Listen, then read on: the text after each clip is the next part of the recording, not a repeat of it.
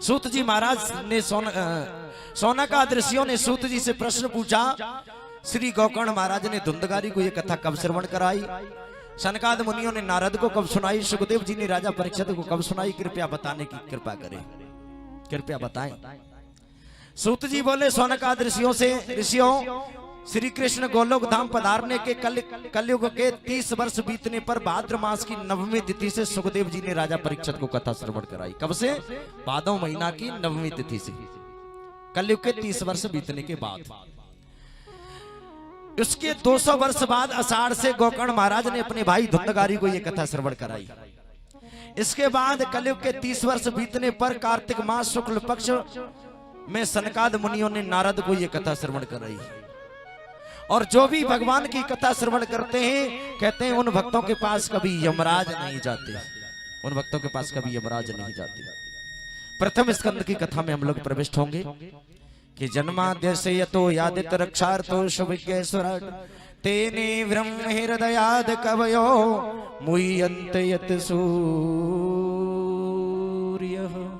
ओम तेजो वार मृदा मय्यत बनमयो यत्र त्रिशर्गो मृषाओ दामना स्वेन सदा निरस्तम कोहकम सत्यम परम धीमहि। हे ऋषियों, त्रेता की समाप्ति द्वापर के आरंभ में काल रूप पाराशर के वीर्य से सत्यवती के उदर से व्यासी का प्राकट्य हुआ। व्यासी ने 17 पुराण महाभारत आदि बना दिए, लेकिन मन में अशांति बनी रही।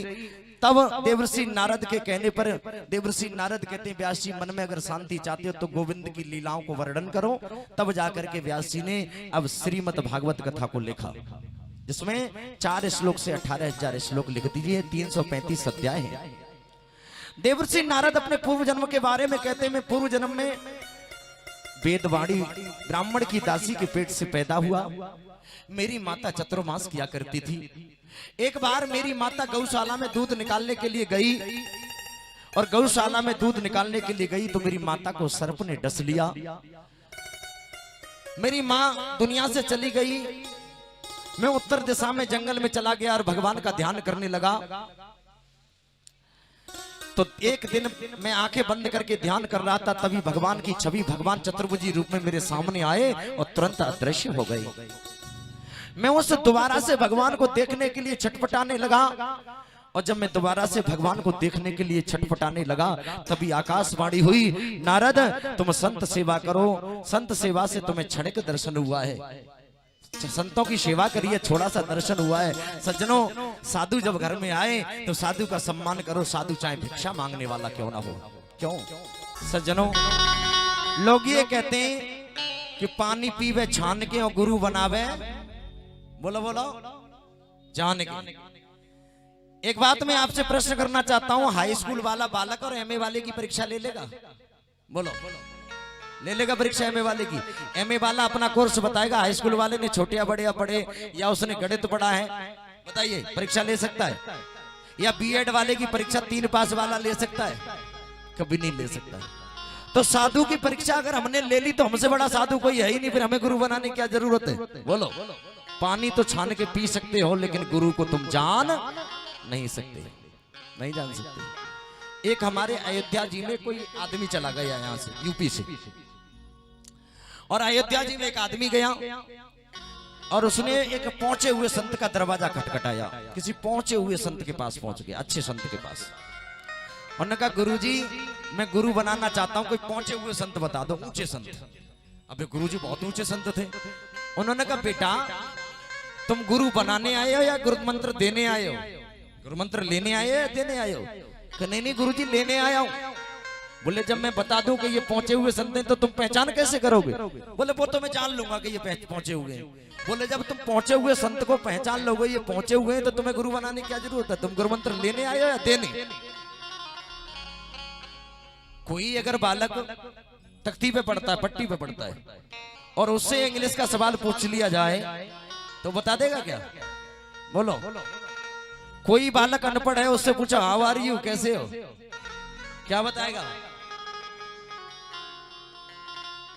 बोले गुरुजी बता दो ना पहुंचा हुआ संत कौन है।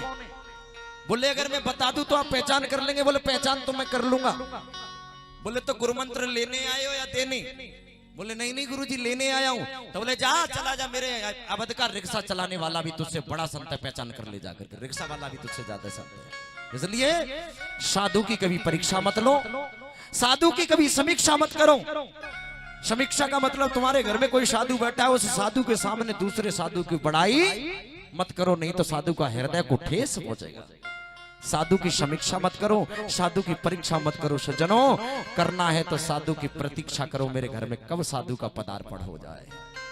उसका कर आदर सम्मान जो तेरे घर आए, और ना जाने किस भेष में वह नारायण मिल जाए, किसी भी भेष में। कछु लोग गुरुओं के पास जाते हैं, अब गुरुओं के पास जाकर के बड़ी पूजा करते हैं गुरु जी की। गुरु जी मेरे ऐसा काम है जाए, गुरु जी मेरे आदमी मेरे कब्जा में ना है, मेरे आदमी कब्जा में आ जाए। अब आदमी आएगा कब्जा में, धोखे तो चले गए। दूसरी बात, बोले जे काम तो मैंने 3-4 जगह ते करवाओ, पता ना कौन से गुरु जी काम में आ गए। सस्पेंशन में डाल दिया सज्जनों, देखो सस्पेंशन में डाल दिया। साधु साधु होता है सज्जनों, जो त्याग करेगा अपनी जिंदगी का, जो जिसने कहा है पुण्य तो तभी मिलेगा, काम तो वही करेगा। सज्जनों, अगर हमने कह दिया हमें पूर्णागिरी जाना है, और तुम गांव की पूर्णागिरी मैया पे, गांव की दुर्गे पे पूजा करोगी, तो पूजा मिलेगी क्या? बोलो। तो साधु की समीक्षा मत करो, साधु की परीक्षा मत करो। करना है तो सज्जनों साधु की प्रतीक्षा करो, मेरे घर पे संत भगवान का कब पदार्पण हो जाए, मेरा घर पुण्य हो जाएगा, पवित्र हो जाएगा। देवर्षि नारद उस छवि को पाने के लिए छटपटाने लगे, तभी आकाशवाणी हुई, नारद तुम चिंता मत करो, कुछ समय बाद तुम ब्रह्मा जी के पेट में चले जाओगे, और ब्रह्मा जी के जब पेट में जाओगे तो मरीचि ऋषियों के साथ में तुम्हारा जन्म होगा। तुम जहां भी एक बार बीना बजा दोगे, वहीं पर भगवान हाजिर हो जाएंगे। चिंता मत करो, क्योंकि तुम्हारी मैया ने चतुर्मास किया था और तुमने साधुओं का झूठा भोजन खाया है, इसलिए तुम्हें भगवान जरूर मिलेंगे, जरूर भगवान मिलेंगे। सज्जन, देवर्षि नारद ने अपने बारे में कहा कि जाति न पूछो साधु की, जाति न पूछो साधु की, पूछ लीजिए ज्ञान, मोल करो तलवार का, पड़ी रहन देव म्यान। बोलो, तलवार से काम है या म्यान से? तलवार से काम है। साधु की कोई जाति नहीं होती सज्जनों, साधु साधु होता है। सूत जी महाराज शौनक आदि ऋषियों से कहते हैं, ऋषियों मैं अब राज ऋषि परीक्षित के बारे में कहता हूं, और जब मैं परीक्षित के बारे में कहूंगा तो भगवान की लीलाओं का वर्णन अपने आप हो जाएगा। आपसे एक निवेदन करूं मैं सभी भक्तों से, अगर परीक्षित को भागवत में से हटा दो तो कुछ बचेगा भागवत में? बताओ, परीक्षित का नाम निकाल दो तो कुछ बचेगा? कुछ नहीं बचेगा। सूत जी महाराज शौनक आदि ऋषियों से कहते हैं, मैं राज ऋषि परीक्षित के बारे में कहूंगा, परीक्षित का पूरा जन्म कहूंगा तो भगवान की लीलाओं का वर्णन अपने आप हो जाएगा, सारी लीलाओं का वर्णन हो जाएगा। सज्जनों,